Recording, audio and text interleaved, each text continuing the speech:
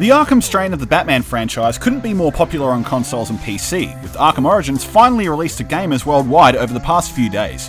Tagging along like a silent guardian is Batman Arkham Origins Blackgate, a portable entry that continues the adventure of the main game and acts as a debut for the Dark Knight on the PlayStation Vita. The name has a lot to live up to, and thankfully, Blackgate mostly hits the right notes where it counts.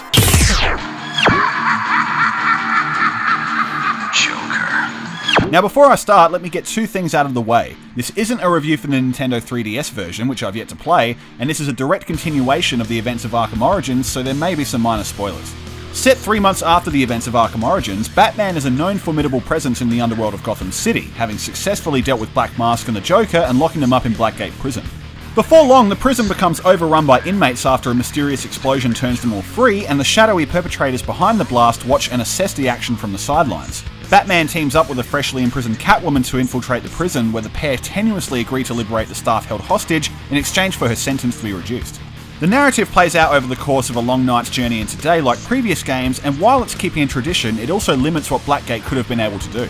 Instead, it feels like a retread of Arkham Asylum, but on a significantly reduced scale to its own detriment. It's redeemed with the excellent dialogue and an intriguing side story that doesn't get as much time as it deserves, but in the end it's a decent story to carry you through the gameplay that expands on the characters of Arkham Origins rather than the effects of the events that happen to them. The motion comic cutscenes beautifully harken back to the Batman graphic novels and keep a forward momentum going, but it would have been more effective to have fully rendered cutscenes. Still, it's better to have something this attractive in its place than nothing at all.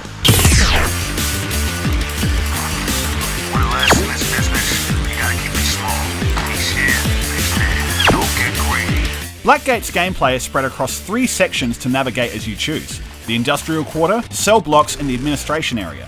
Each house unique challenges, enemy colours, and their den fathers in the form of Black Mask, Penguin, and the nefarious Joker, with each of them in full control over their makeshift kingdoms.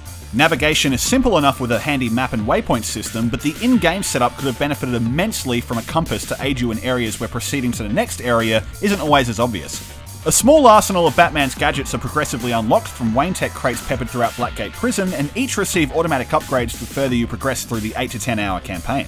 Smaller, more compact Wayne Tech crates that you find hidden off the beaten path reward you with pieces of various iconic Batman suits that you unlock when you find the entire ensemble, and armor upgrades to last longer if the action gets too heated. Detective mode works with a single touch on the Vita touchscreen to help give you the lowdown on enemies and interactive objects in the environment. Holding down on a green highlighted object will bring up the analyzer that gives you tips on how to interact with it to get where you need to go.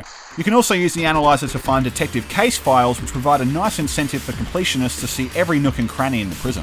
Blackgate does a good job of involving detective mode only when you need it, rather than having you equip it for majority of the playtime, since much of the game is spent traversing through cramped environments and climbing up interiors. Conversely, the cryptographic sequencer receives a dumbed down, less showy presentation this time around. In its place is a slightly more complex system of colour-coded panels that can only be accessed when you've found a clearance beta key matching it. Each colour designation presents different challenges in decrypting passwords, and the Vita version makes a rather unnecessary use of the accelerometer feature of the hardware that has no impact on the outcome whatsoever. You'll still get from point A to point B if you unlock the code using the face buttons. The combat system translates well to the 2.5D aesthetic, retaining the same fluidity, but it stumbles when most of the animations repeat, and the countering system doesn't always respond when there are too many characters squeezed onto one screen. Needless to say, it's impressive that it can still manage to feel like the perfected system from the console games. It's all but discarded in boss fights that verge between tame one-on-ones with the likes of Catwoman and Solomon Grundy to the more intricate Predator gadgetry warfare with Penguin and Black Mask. It's all welcome in its approach, but they come off as feeling relatively easy even in the later stages of the campaign.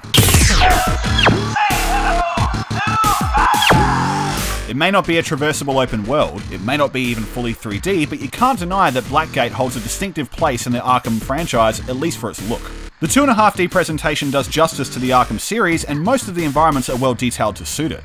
Some inspired flashes of vibrant colour do little to change what is a mostly monochromatic colour scheme that can make Blackgate Prison's multiple areas feel like you're retreading the same territory. Finer details do emerge to the discerning eye, but Armature Studios have done what they can, and it's a superb effort in evoking an atmosphere unique to the world of Gotham.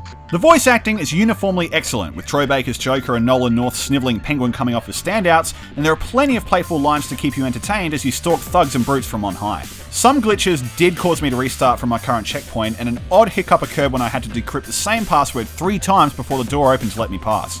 Overall though, it's a solid and smooth experience with minimal load times, better animation quality than you might expect, and a stellar soundtrack to underscore the frequent action.